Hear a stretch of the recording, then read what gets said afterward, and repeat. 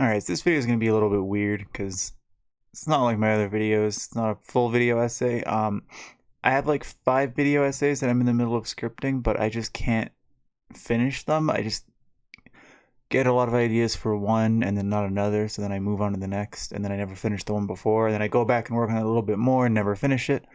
So I have a bunch in the process of being scripted, but I'm still doing a lot of the research and scripting for them, and they will come out eventually. I just need to actually get around to doing them.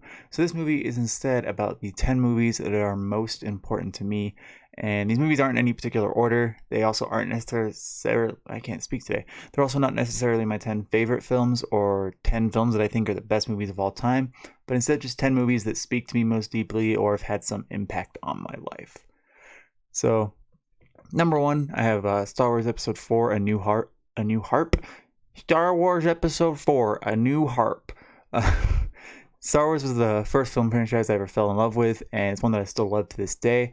I don't know if New Hope was the first one in the franchise I saw. I know the first one I remember seeing in theaters was Revenge of the Sith. As far as which one I literally watched first, I don't know that. However, it is obviously one of the better movies in the franchise, and it's one that started the franchise. So for that reason, without A New Hope, we wouldn't have all the other Star Wars ones, so that's why it gets the spot in this list. And George Lucas is somebody I greatly look up to as a filmmaker, and this is the movie that started my fascination with the franchise and his work. The next movie I have written down here is The Matrix, and The Matrix is the first movie that made me realize that movies can be deeper than what we see on the surface, and it made me watch movies with a deeper focus and piqued my interest in philosophy, which is what I'm studying alongside film in college. So it was a movie that had an effect on me. I realize on the camera my hat doesn't look on straight. It does in a mirror. I think it's just my camera angle, but it makes me look like I don't know how to wear it. It looks fine in person, but the camera makes it look weird, and I don't know, man.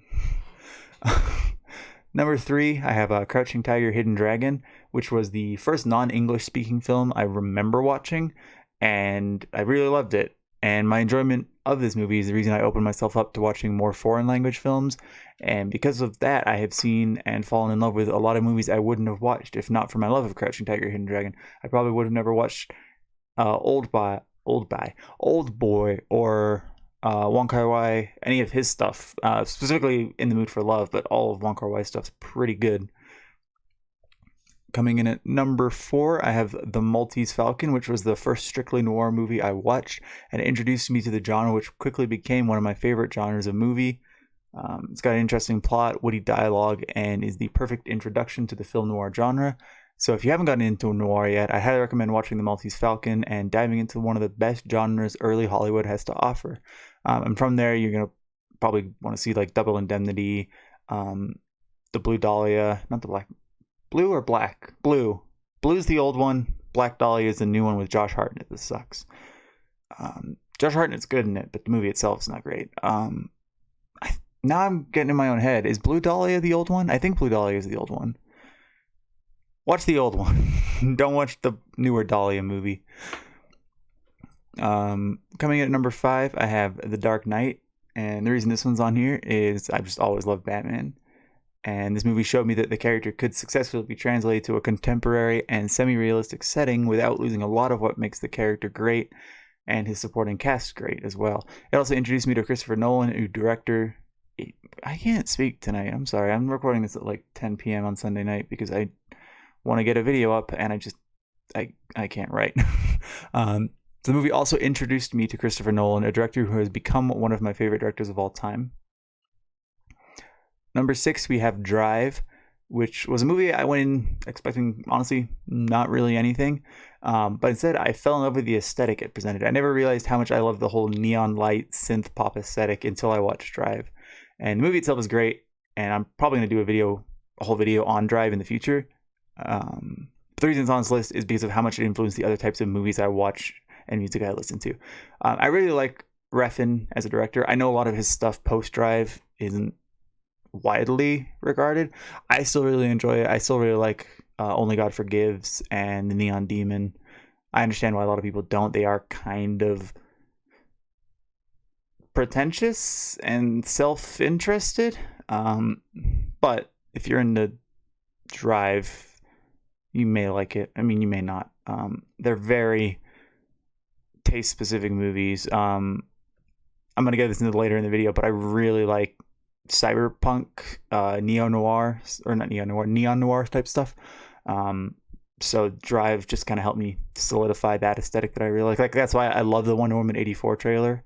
It's basically just because of Drive. Number 7, I have Divergent. It's not a good movie. It's pretty bad from what I remember. I haven't seen it again since, but it's the first movie I went to see at the theaters with my then girlfriend, who's now my wife. So that one's just personal. I mean, they're all personal, but it's the only one on here I wouldn't consider at least an enjoyable movie. It's more so the memory around the movie. Coming at number 8, I have Blade Runner, which for the longest time was the movie I would have considered my favorite movie of all time. And it's on here for a similar reason to The Matrix. The movie made me think about something I hadn't really considered before, and the neo-noir aesthetic appealed to me, which, when combined with watching Drive several years later, kind of made an aesthetic stick in my head. And the movie's deep and thought-provoking, but you can watch it without needing to do a deep reading and still thoroughly enjoy it. So you can just watch it and enjoy it without having to get deeper into it, which is the problem with reference movies, is you have to think about them to enjoy them, which is why they're not enjoyable to a lot of people. And I don't enjoy them if I'm in the wrong mood.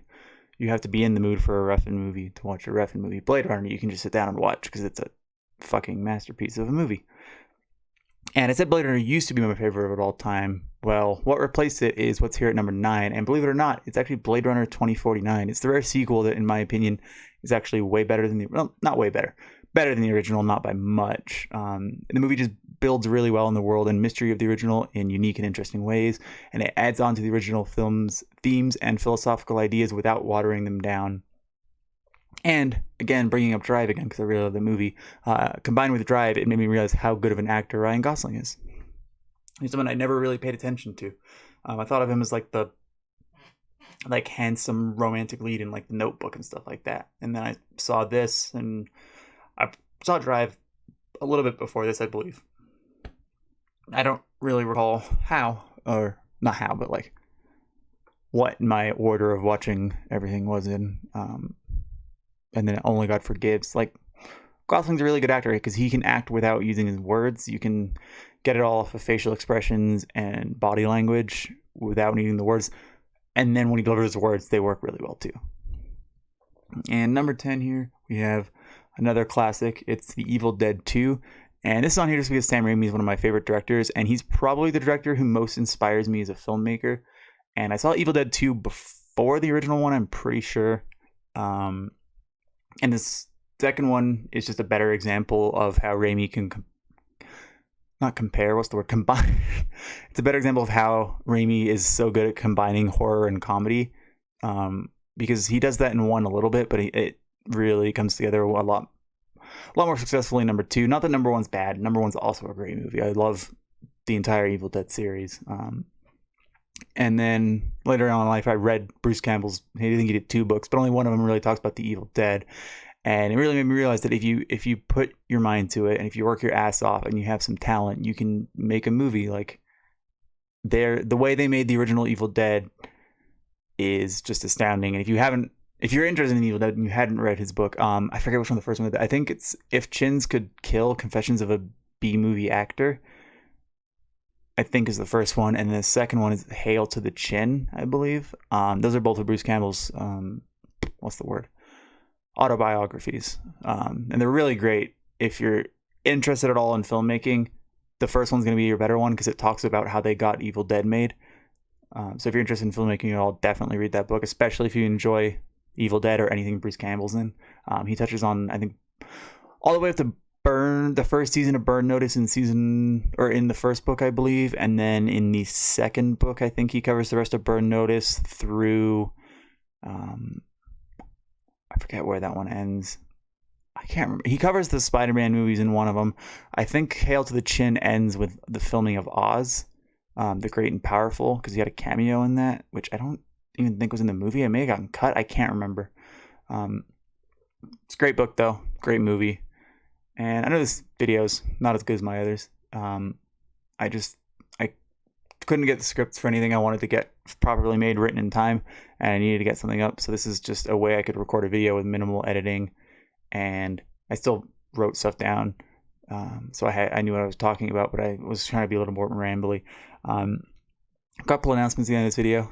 I tweeted about it, but I'm going to be doing videos every other Monday, not every Monday. Will be video essays or something like this. And then I'm going to start a podcast. We're going to be calling it The Stuff Dreams Are Made Of, which is a quote from a movie on this list. It's from The Maltese Falcon. It's going to be having a different guest on each episode. We're going to talk about a movie. We're going to pick a movie, watch it together, and then not together, but we'll watch the movie separately or together, however it works out. And then we'll come to the episode, discuss the movie for an hour to 2 hours maybe.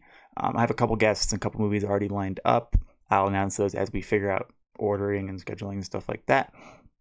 I may be doing a couple other videos alongside the video essays that'll be coming out just sporadically. I have a few ideas. When they come together, they come together.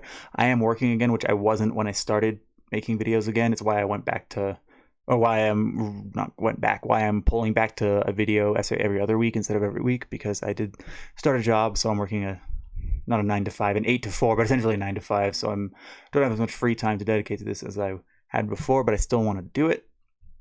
But I also want to find the time to watch the movies I need to talk about, and a lot of good games coming out like Cyberpunk, Ghost of Tsushima, stuff like that. I've just ordered the Criterion Collection. They had like a Godzilla box set, so when that comes in, I'm just gonna binge through 10 Godzilla movies in a row. They're trying to find a nice balance. Anyway, thank you guys for watching. This video has been a little bit more rambling, and I'll see you guys next time. Peace.